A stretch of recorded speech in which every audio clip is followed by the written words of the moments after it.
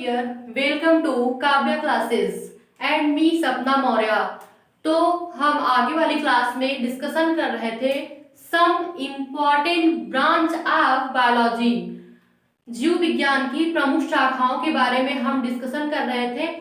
And then उसी के आगे हम क्लास को कंटिन्यू कर देते हैं।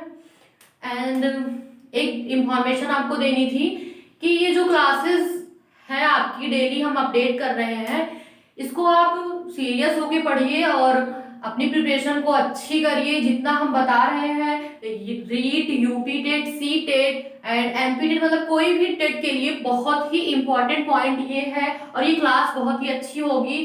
So please like, share and subscribe करिएगा। एंड देन कंटिन्यू करते हैं क्लास को। तो 7.1 मिनट। ओके डियर, 7 पॉइंट क्या है? Study of 7 point study of birds, study of birds, पक्षियों का अध्ययन, पक्षियों का अध्ययन किस बायोलॉजी के किस ब्रांच के अंतर्गत करते हैं? तो आंसर क्या होगा dear? Ornithology, ornithology.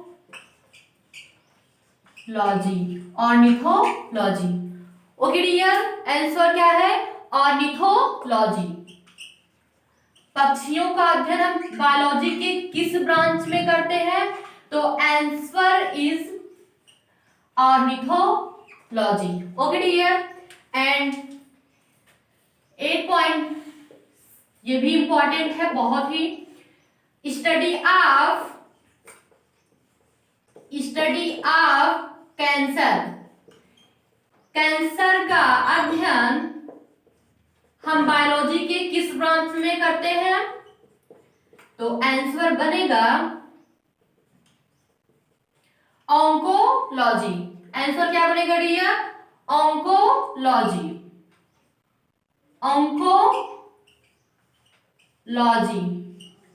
Okay dear, oncology. And next 9 point जो हमारा है, ये भी मोस्ट इंपॉर्टेंट है, तो इसको देखिए। स्टडी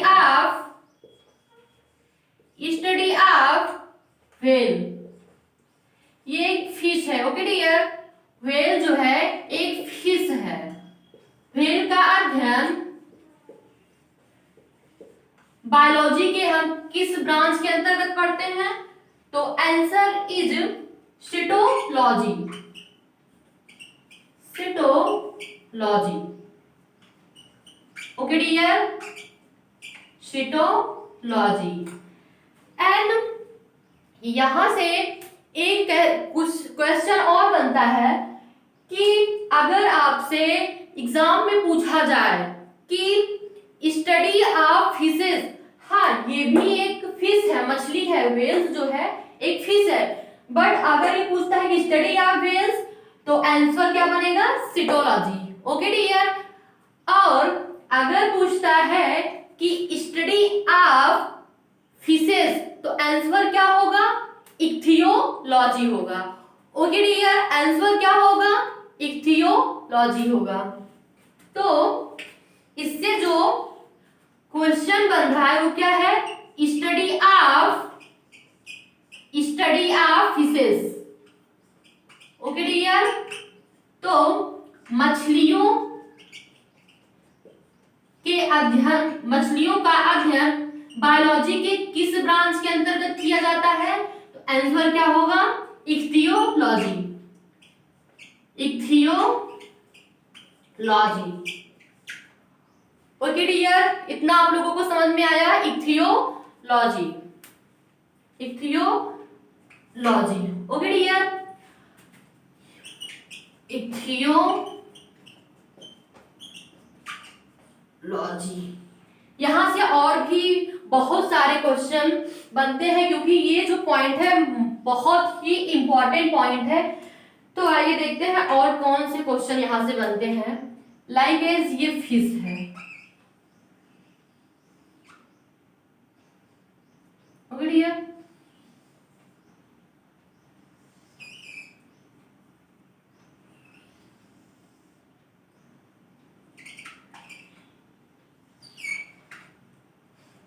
सपोज दैट ये हमारी क्या है डियर, फिश है, मछली है, ओके। बस आपको जस्ट समझाने के लिए बता रहे हैं, ओके।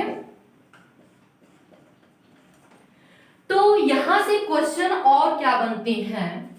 तो डियर अभी तो इस पे बात हो गई कि स्टडी ऑफ फिशेस पूछता है, तो क्या बोलेंगे, इक्थियोलॉजी, इक्थियोलॉजी। एंड देन यहां से क्वेश्चन और बनता है कि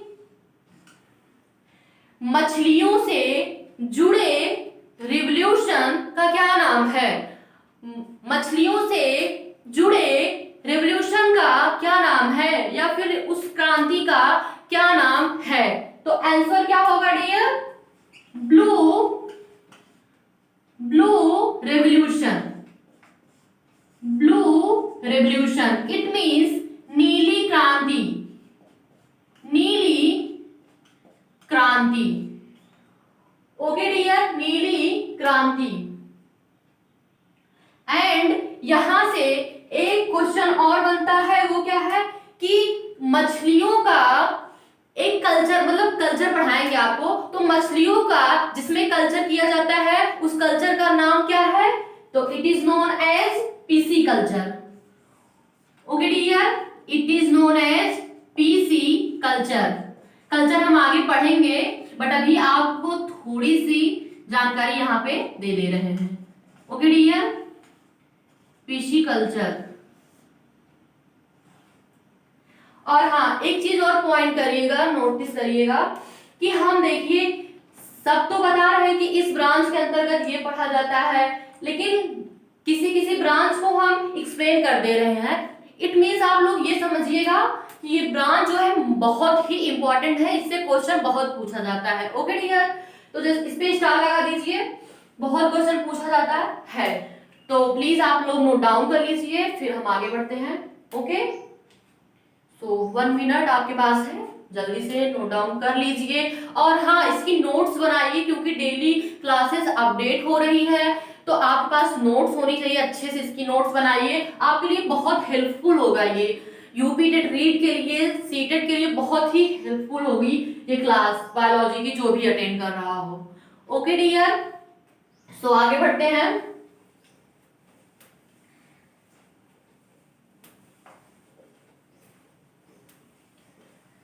अब बात करते हैं 9 पॉइंट पे।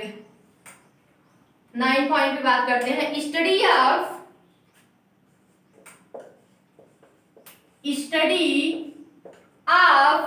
Leg, study of leg, study of legs, study of legs. It means झील का अध्ययन या झीलों का अध्ययन हम बायोलॉजी के किस ब्रांच के अंतर्गत करते हैं, तो झीलों का अध्ययन हम करते हैं limnology.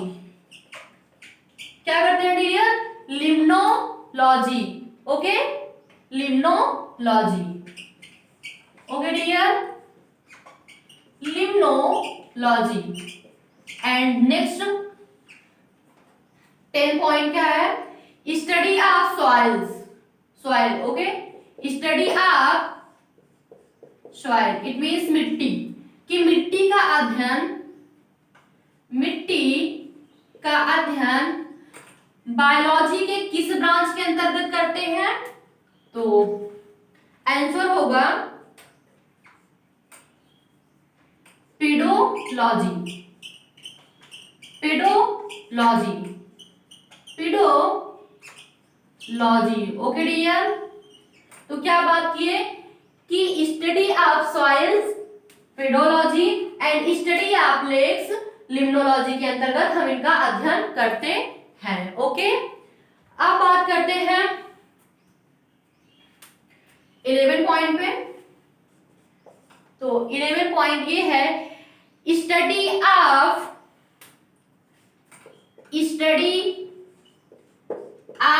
Skin and its disease. Okay dear, disease it means त्वचा एवं उससे संबंधित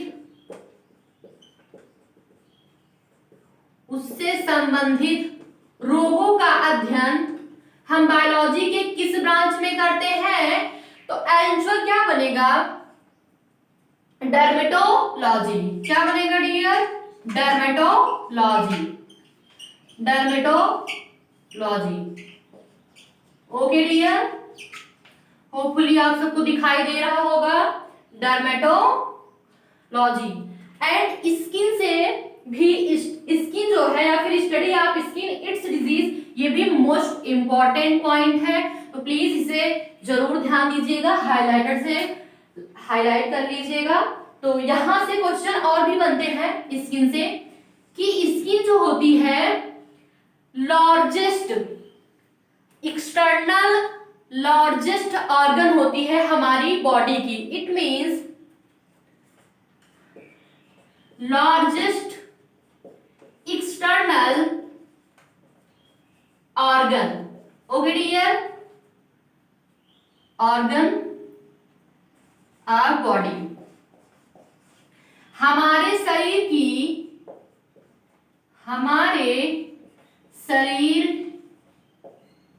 के बाहरी, हमारे शरीर के सबसे बड़े बाहरी अंग एक्सटर्नल। ओके डियर, तो कौन से हैं? तो it is called skin. It is called skin. Largest external organ of body skin, हमारे शरीर की सबसे बड़ी और बाहरी अंग कौन से हैं? स्किन। एंड देन यहां से क्वेश्चन ये भी उठता है, और हाँ, आगे वाली क्लास में हमने आपको बताया था कि अगर ये तो है एक्सटर्नली लार्जेस्ट ऑर्गन, एक्सटर्नली बाहरी ऑर्गन है सबसे बड़ा, ठीक है। और अगर इंटरनली पूछा जाए तो हमारा लीवर, यकृत है, जो कि हम आपको बताए थे नेक्स्ट क्लास में। ओके डियर, फिर यहां से एक क्वेश्चन उठता है कि ये जो स्किन होता है, स्किन का कलर, स्किन का कलर जो है वो किस पिगमेंट की वजह से होता है? ओके डियर, तो यहां से क्वेश्चन होता है कि स्किन का कलर जो है, कलर किस पिगमेंट पर डिपेंड करता है? तो answer is melanin. Answer is melanin. Okay dear, melanin. Hopefully इतना आप लोगों को अच्छे से समझ में आ रहा होगा और आप लोग इसे नोट डाउन कर लीजिए। ओके, वर्णक के कारण होता है। ओके, पिगमेंट मीन्स होता है वर्णक। पिगमेंट इज नोन वर्णक, जिसके कारण हमारी बॉडी का कलर होता है। ओके डियर, देन आप लोग इतना नोट डाउन कर लीजिए 1 मिनट में, फिर हम आगे क्लास को कंटिन्यू करते हैं इसी में। ओके ओके डियर, आपका हो गया होगा नोट डाउन, तो आगे बढ़ते हैं।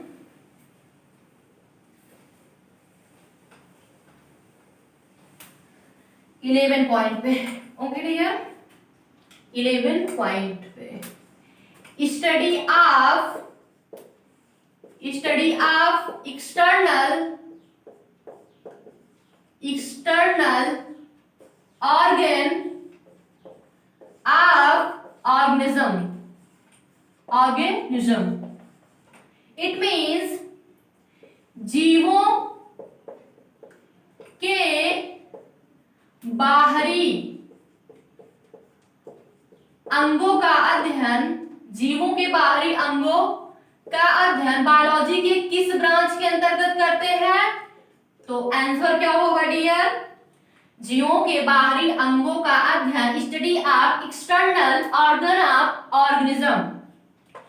तो ये होगा मार्फोलॉजी।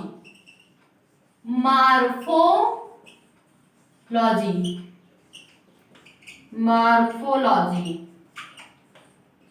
और हाँ, कभी कभी अगर ये क्वेश्चन पूछा जाता है कि study of external organ of organism, तो हम किस ब्रांच के अंदर करते हैं? तो लोग बताते हैं फिजियोलॉजी। बट फिजियोलॉजी जो होता है वो उस ब्रांच के अंतर्गत हम नहीं करते। क्यों? क्योंकि उस ब्रांच के अंतर्गत हम क्या पढ़ते हैं? फिजियोलॉजी में क्या होता है कि फिजियोलॉजी मीन्स होती है कार्य की। तो फिजियोलॉजी में जैसे सर्कुलेटरी सिस्टम हुआ और एक्सक्रेशन हुआ एंड डाइजेशन और रिप्रोडक्टिव सिस्टम, तो जितने प्रोसेस जितनी होती हैं, जितनी क्रियाएं होती हैं, उसके अंतर्गत हम फिजियोलॉजी में पढ़ते हैं। बट यहाँ ये कहना कि physiology study of external organ of organism it is called physiology, तो यहाँ पे आपका क्वेश्चन रॉन्ग हो जाएगा। बट अगर ये पूछता है कि study of external organ of organism, तो इसका आंसर राइट होगा मार्फोलॉजी, फिजियोलॉजी नहीं होगा। ओके डियर, अब बात करते हैं 12th पॉइंट की।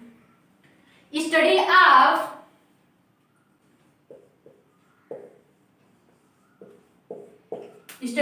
इंटरनल। अब बात करते हैं internal organ of organism. Okay,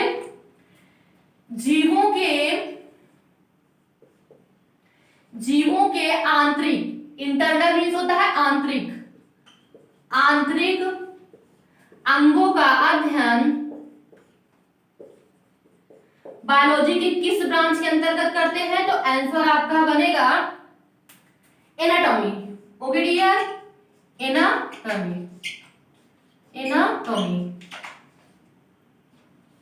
okay, तो ये हमारी कुछ इंपॉर्टेंट ब्रांच है, और भी है 10 या 15 और डिस्कस करेंगे।